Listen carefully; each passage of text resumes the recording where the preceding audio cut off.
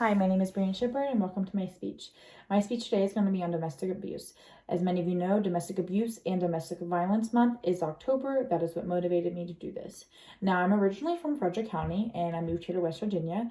So in this PowerPoint and speech I'm going to be talking about today is going to show you the differences between Frederick County and West Virginia abuses. Now, this can be the help you can get and just the severity and statistics between them and nationwide.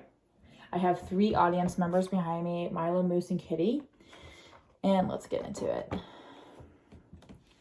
Now, what is domestic abuse? Many people have different definitions for domestic abuse. What I found to be the best reasonable answer for it would be that it is a behavior that is a pattern used in a relationship to gain control over the person that you're in a relationship with.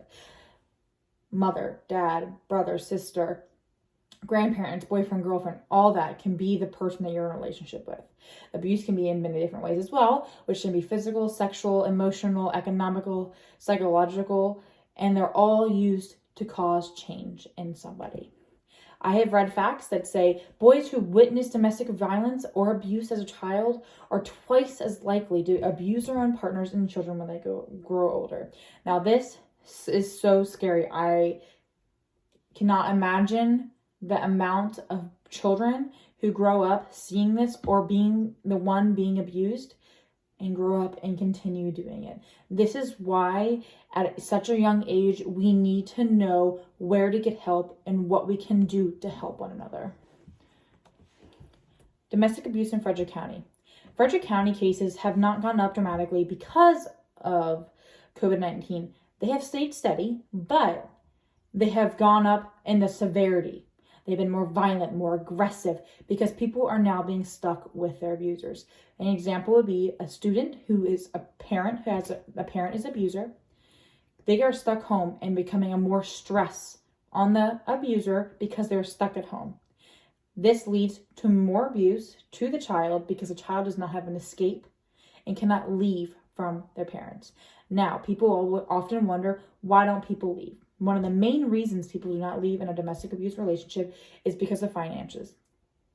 People are scared to leave because the abuser is the more financial stable one. They leave, they have nowhere to go. That is what I'm going to talk to in the next slide is places you can go in Frederick County and in West Virginia and nationwide. You can call and go for help. There's a Hardy House in Frederick County. The house is up to 7 families.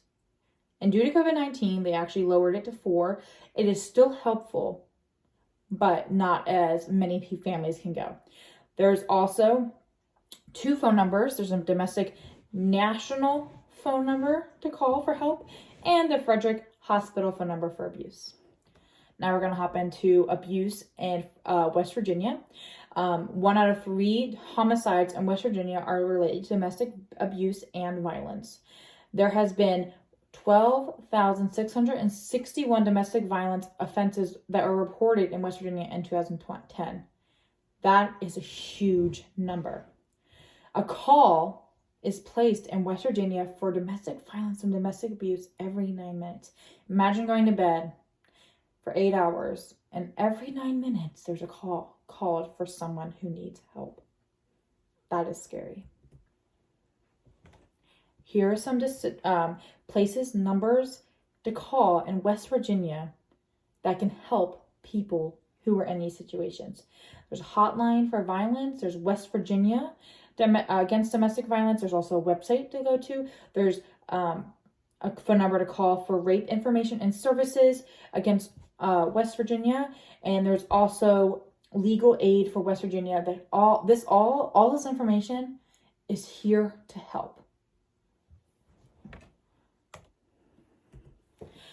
Some additional facts I learned is that an intimate partner violence accounts for 15% of all violent crimes in the United States.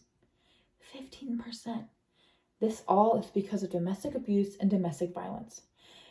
Abusers' access to firearm increase the risk of intimate partners' femicide. When firearms have been used in the most severe abuse incidents, this risk increases. Meaning that people who have a gun or any kind of weapon and they're in abusive relationships, this increases the chances of it being used on the significant or partner in the relationship.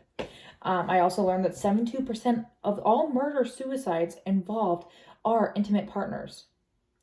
And 94% of victims of these crimes are all female. Now here you can see there's this is nationwide domestic abuse cases calls. You can see increase from 2019 to 2020. 2019, Frederick County, 2019 is black, gray is 2020, increase.